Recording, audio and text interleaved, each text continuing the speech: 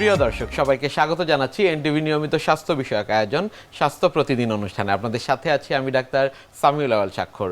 প্রতিদিনের মতো আজও আমরা একটি গুরুত্বপূর্ণ বিষয় নিয়ে কথা বলবো। আজ আমাদের আলোচনার বিষয় পিএলআইডি। এই গুরুত্বপূর্ণ বিষয়টি নিয়ে আলোচনা করবার জন্য আজ আমাদের সাথে স্টুডিওতে রয়েছেন একজন বিশেষজ্ঞ চিকিৎসক। চলুন দর্শক, অনুষ্ঠানের শুরুতেই পরিচিত হয়ে আসি আমাদের আজকের অতিথির সাথে। ডক্টর নাজমুল হক 1980 সালের মে মাসে ফেনী জেলায় জন্মগ্রহণ করেন। তিনি 2004 সালে ঢাকা মেডিকেল কলেজ থেকে এমবিবিএস ডিগ্রি অর্জন করেন। এরপর তিনি চিকিৎসা বিজ্ঞানে উচ্চতর এমডি ডিগ্রি লাভ করেন। বর্তমানে তিনি নিউরোসায়েন্স হসপিটালের নিউরোলজি বিভাগের সহকারী অধ্যাপক হিসেবে কর্মরত। আপনাকে স্বাগত জানাচ্ছি আমাদের আজকের এই আয়োজনে। আপনাকেও ধন্যবাদ। পিএলআইডি বলতে আসলে কি বোঝায়? PLID means prolapse lumber intervertebral disk. আমাদের যে মেরুদণ্ডের হাড়গুলো থাকে এগুলোকে আমরা ভার্টিব্রা বলি। এই ভার্টিব্রাগুলো একটি আরেকটির সাথে কানেক্টেড থাকে ইন্টারভার্টিব্রাল ডিস্ক বা নরম এক ধরনের হাড় দিয়ে। কখনো যদি মেরুদণ্ডের উপর অনেক চাপ পড়ে তখন মেরুদণ্ডের হাড়গুলো বা ভার্টিব্রাগুলো নড়ে কম, কিন্তু ইন্টারভার্টিব্রাল ডিস্ক নড়ে যায়।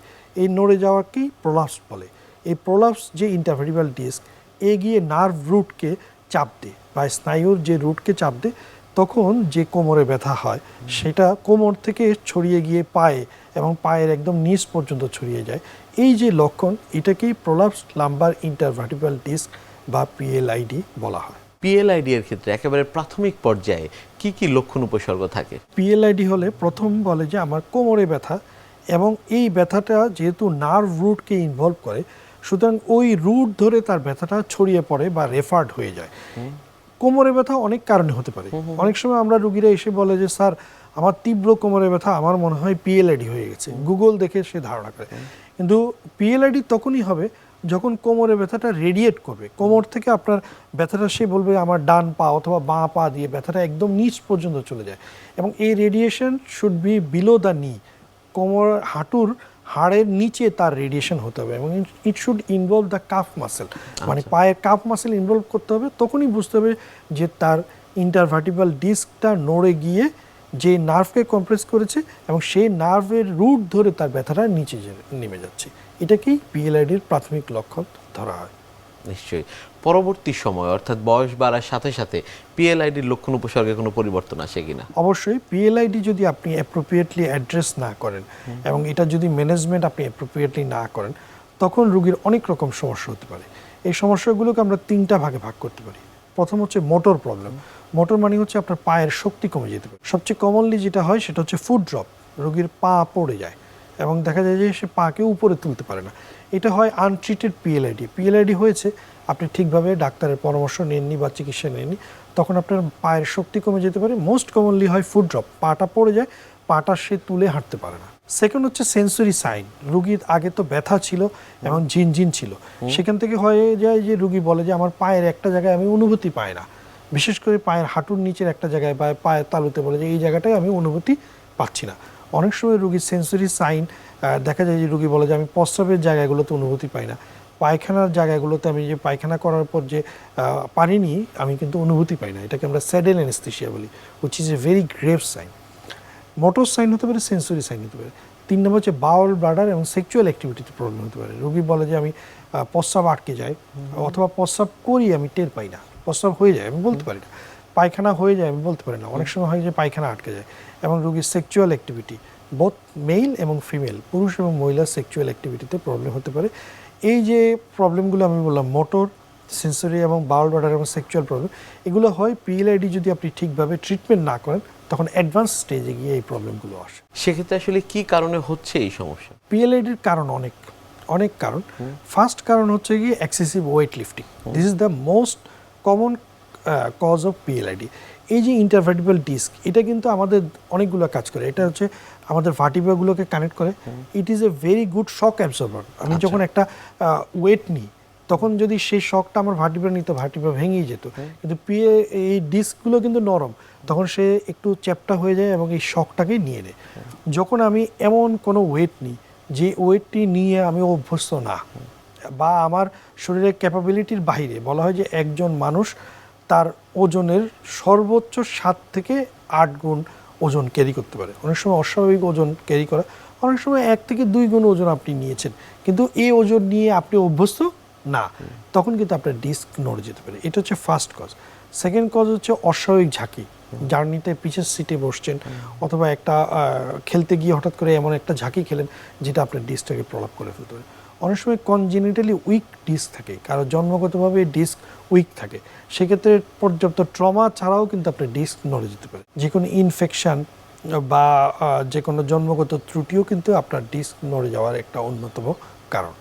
কখন আসলে চিকিৎসকের শরণাপন্ন হওয়া প্রয়োজন? PLID is a red flag sign of back pain. কোমরে ব্যথা তো আমাদের সবারই হয়, ডাক্তারদেরও হয়, অন্যদেরও হয়। কোমরে ব্যথার যে কারণগুলো নিয়ে ডাক্তারের কাছে যেতেই হবে তার মধ্যে একটা কারণ হচ্ছে পিএলআইডি। এখানে কোমরে ব্যথা শুধু নয়, তার নার্ভ রুট ইনভলভমেন্ট হয়েছে। এটা যদি সে প্রপারলি ট্রিটমেন্ট না করে, তার পায়ের দুর্বলতা, পায়খানা প্রস্রাবের সমস্যা এবং তার পা অবশ হয়ে যাওয়া, নানা রকম জটিলতা সে ভুগতে পারে এবং তার কর্মজীবন এবং তার পারিবারিক জীবন হ্যাম্পার হয়ে যেতে পারে। পিএলআইডির লক্ষণ থাকলে তাকে ডাক্তারের পরামর্শ নিতে হবে, ইট ইজ এ মাস্ট। ব্যাপার হচ্ছে পিএলআইডি অনেক সময় মানুষ বোঝে না, অনেক সময় ডাক্তাররাও বোঝে না। আমরা সেই জন্য বলি, আমাদের টেক্সট বইগুলো তো লেখা আছে, কোনো কোমরের ব্যথা যদি রুগী বলে যে আমার ব্যথাটা ঝিনঝিন করতে করতে হাঁটুর নিচে নেমে যায়, এটি আর বাসায় বসে বা পরীক্ষা নিরীক্ষা ছাড়া ট্রিটমেন্টের জায়গায় নেই। এটা অবশ্যই তাকে ডাক্তারের পরামর্শ নিতে হবে।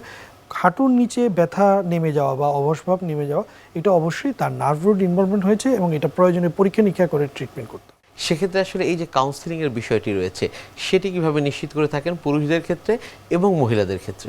পিএলআইডি রোগের ক্ষেত্রে কাউন্সিলিং ভেরি ইম্পর্টেন্ট, কারণ আমাদেরকে কিছু স্টেজ দেখে বুঝতে হয় যে এই পিএলআইডি কি আমি মেডিকেল ম্যানেজমেন্ট করব না এটা আমি সার্জিক্যাল ম্যানেজমেন্ট করব। দুইটি ম্যানেজমেন্টই কিন্তু খুব গুরুত্বপূর্ণ। সার্জিক্যাল কেসকে মেডিকেল ম্যানেজমেন্ট করলে রোগীর ক্ষতি হয়ে যাবে, মেডিকেল কেসকে যদি আবার সার্জিক্যাল করেন সেক্ষেত্রেও কিন্তু ক্ষতি হয়ে যেতে পারে। দুইটাই কিন্তু আমাদের দেশে হচ্ছে। আমরা দেখছি যে পিএলআইডি মেডিকেল ম্যানেজমেন্টে ভালো হওয়ার কথা, তাকে সার্জারি করে ফেলা হচ্ছে, যেটা রোগীর জন্য খুবই কষ্টকর এবং অনেক সময় সার্জারির নানা রকম কমপ্লিকেশন হয়ে যায়। উল্টোও দেখছি আমরা, রোগীর সার্জারি ইন্ডিকেটেড কিন্তু রুগীকে মেডিকেল ম্যানেজমেন্ট দেওয়া হচ্ছে, যেটা রুগীকে আরও বড় ক্ষতির দিকে নিয়ে যাচ্ছে।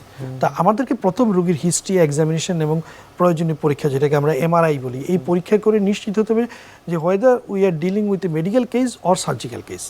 এটা প্রথম নিশ্চিত হওয়ার পর আমি যদি মেডিকেল কেস হয়, তখন আমাকে রুগীকে বলতে হবে যে আপনাকে আমরা কিছু ওষুধ দিব এবং প্রয়োজনীয় ক্ষেত্রে আপনাকে প্রপার বিশ্রাম নিতে হবে এবং অ্যাপ্রোপ্রিয়েট ফিজিওথেরাপি নিতে হবে।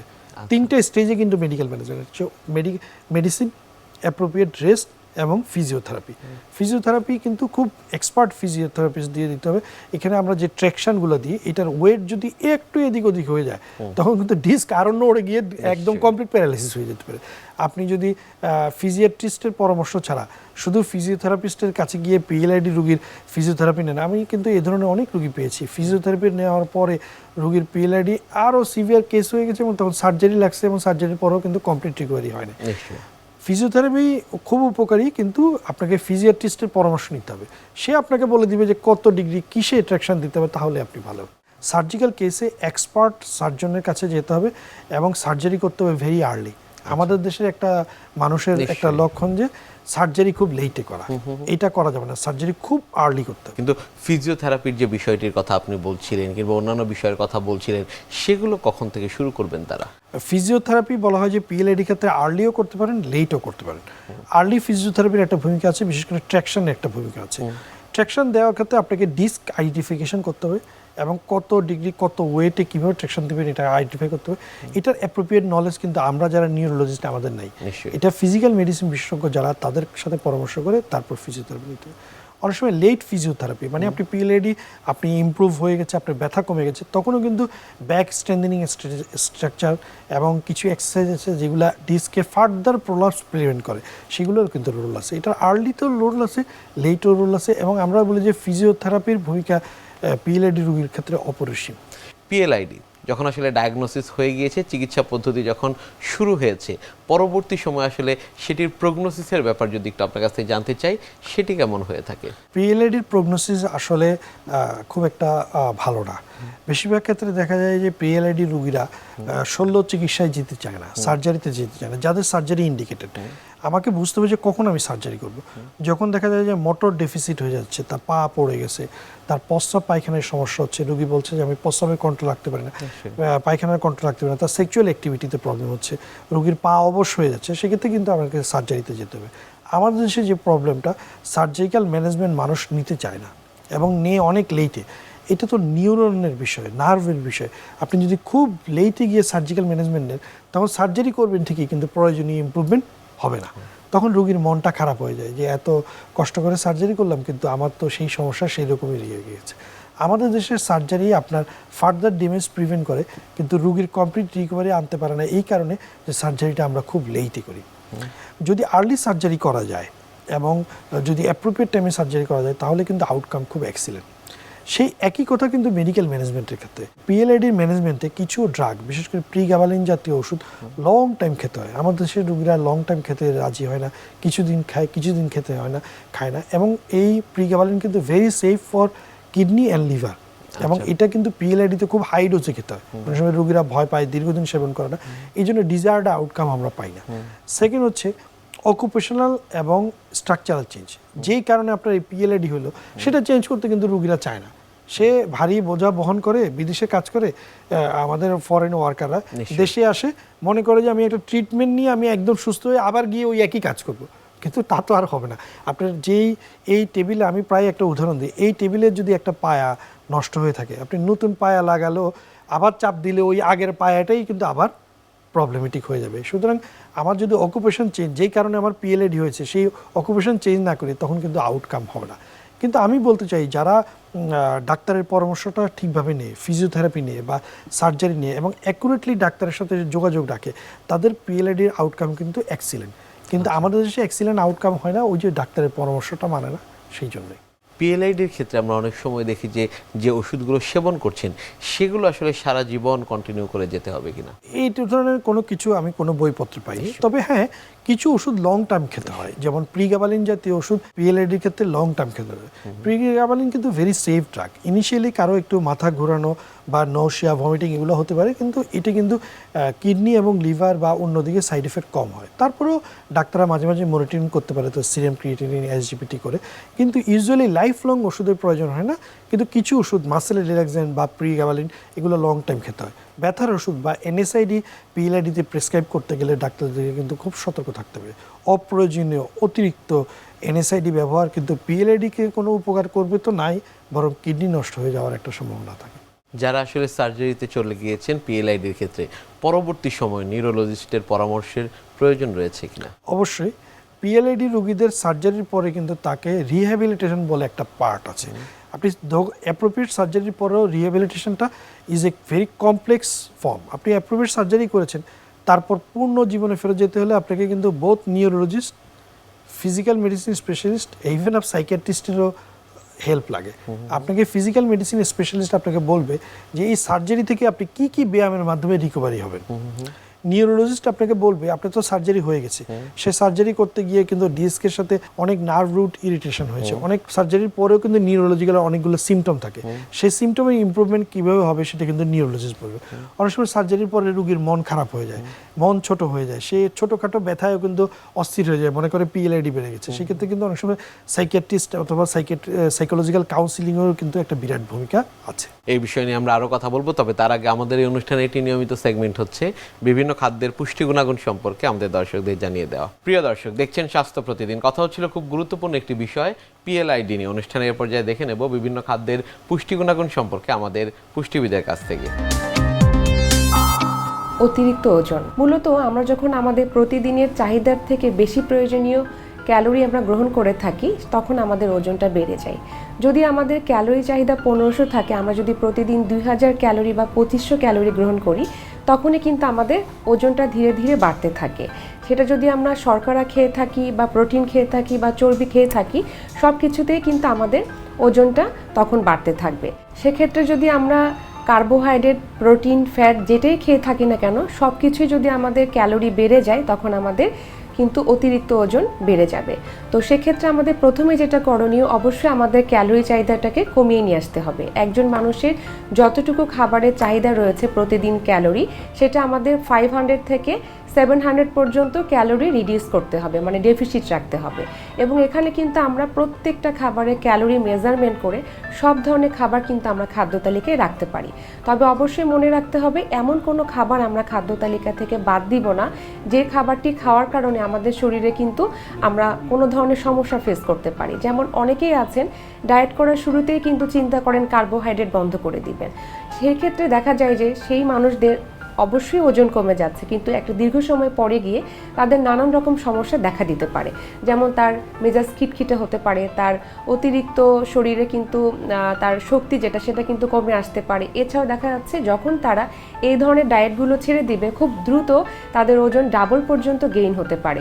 তাই অবশ্যই ওজন কমাতে গেলে ক্যালোরি ডেফিসিট হচ্ছে মূল মন্ত্র। আপনাকে ক্যালোরি ঘাটতি করে সব ধরনের খাদ্য উপাদান থেকে সুষম খাদ্য উপাদানগুলো কিন্তু বেছে নিয়ে আপনার ডায়েটটাকে মেনটেন করতে হবে। তাহলে আমরা বুঝতেই পারছি আমাদের ওজন কমানোর ক্ষেত্রে বা ডায়েট কন্ট্রোল যেটাকে আমরা বলে থাকি, একটি পরিমিত খাদ্য তালিকা যেখানে ক্যালোরি ডেফিসিট থাকতে হবে সেই মানুষের, এবং সেই সাথে সুষম খাদ্য উপাদান বিদ্যমান থাকতে হবে।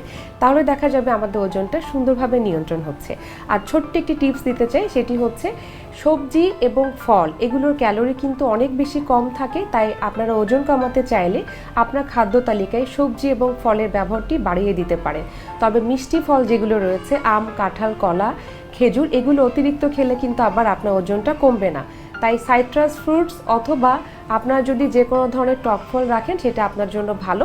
এছাড়াও টক দই, বাদাম ইত্যাদি কিন্তু আমাদের ওজন কমাতেও সাহায্য করে থাকে। বিশেষ করে ওমেগা 3 কিন্তু আমাদের কোলেস্টেরল ব্যালেন্স করতে সাহায্য করে থাকে। তাই এই টিপসগুলো আপনার ওজন কমানোর জন্য প্রতিদিন খাদ্য তালিকায় এই খাবারগুলো আপনারা যুক্ত করতে পারেন। পিএলআইডি রোগী যারা রয়েছে তাদের পরবর্তী জীবন অর্থাৎ ফলো আপের বিষয়টি কিভাবে নিশ্চিত করে থাকেন আপনারা? পিএলআইডি রোগীদেরকে কিন্তু ফলো আপে নিউরোলজিস্ট এবং ফিজিক্যাল মেডিসিন বিশেষজ্ঞ ডাক্তারদের ফলো আপে থাকতে হবে। কারণ যার একটা ডিস্ক প্রলাপস হয়েছে তার কিন্তু কনজেনিটালি উইক ডিস্ক থাকতে পারে। প্রায় আমরা দেখি যে পিএলআইডি রোগী 5 বছর পরে আসছে, তার কোমরের সাথে সাথে এখন ঘাড়ের ডিস্ক প্রলাপস হয়ে গেছে। সুতরাং উইক ডিস্ক বা লিগামেন্টাল উইকনেস বা লিগামেন্টাল কনজেনিটাল কিছু অ্যানোমালি এদের থেকে থাকে। সুতরাং তাকে কিন্তু তার লাইফস্টাইলটা অন্য মানুষের লাইফস্টাইল থেকে আলাদা হতে পারে। আমি কিছুক্ষণ আগে যেটা আলোচনা করছিলাম, আমাকে বুঝতে হবে যে আমার পিএলআইডি কেন হলো, অন্য মানুষের কেন হচ্ছে না। যে কজটা আমাকে সেই কজ অ্যাভয়েড করে চলতে হবে, ফার্স্ট কজ।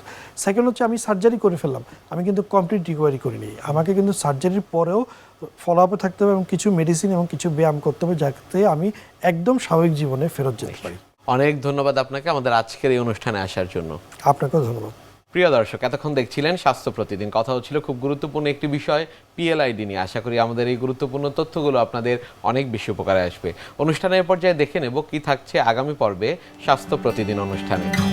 এই যে পা অবহেলিত থাকে, অথচ খেয়াল করে দেখবেন যে একজন মানুষ তিনি তার হার্টকে ভালো রাখবেন, ব্রেনকে ভালো রাখবেন, পুরো শরীরটাকে ভালো রাখবেন যে পায়ের মাধ্যমে, সেটা কিন্তু অবহেলার শিকার হয়। পার্টিকুলারলি ডায়াবেটিস রোগীদের ক্ষেত্রে অবহেলার শিকার একটু বেশি হয়ে থাকে এবং দেখা যাচ্ছে যে এই জায়গাটা আমরা একটু গুরুত্ব দিতে চাই। কারণ একজন সাধারণ মানুষের যতগুলো পা রিলেটেড জটিলতা হয়, ডায়াবেটিস রোগীর ক্ষেত্রে তার 3 গুণ বেশি হওয়ার ভয় থাকে। এই জন্য দেখা যায় যে বিশ্বে যতগুলো মানুষ পা হারায় তার 3 গুণ বেশি পা হারায় ডায়াবেটিস জনিত সমস্যার কারণে, অন্যান্য সমস্যার থেকে। তার মানে কি যে ডায়াবেটিস রোগীদের পা হারানোর ঝুঁকি সাধারণ মানুষ থেকে প্রায় 3 গুণ বেশি। বিশ্বের যে কোনো প্রান্ত থেকে যে কোনো সময় আপনাদের পছন্দের অনুষ্ঠান স্বাস্থ্য প্রতিদিন দেখতে ভিজিট করুন আমাদের পূর্ণাঙ্গ ওয়েব পোর্টাল www.ntvbd.com এ। এছাড়া এনটিভির সব জনপ্রিয় অনুষ্ঠান ও খবরের আপডেট পেতে ভিজিট করুন আমাদের ইউটিউব চ্যানেল ও ভেরিফাইড ফেসবুক পেজে। আজ এখানেই শেষ করছি, আগামীতে আবারও দেখা হবে। সে পর্যন্ত আপনারা সবাই ভালো থাকুন, সুস্থ থাকুন, এনটিভির সাথেই থাকুন। আল্লাহ হাফেজ।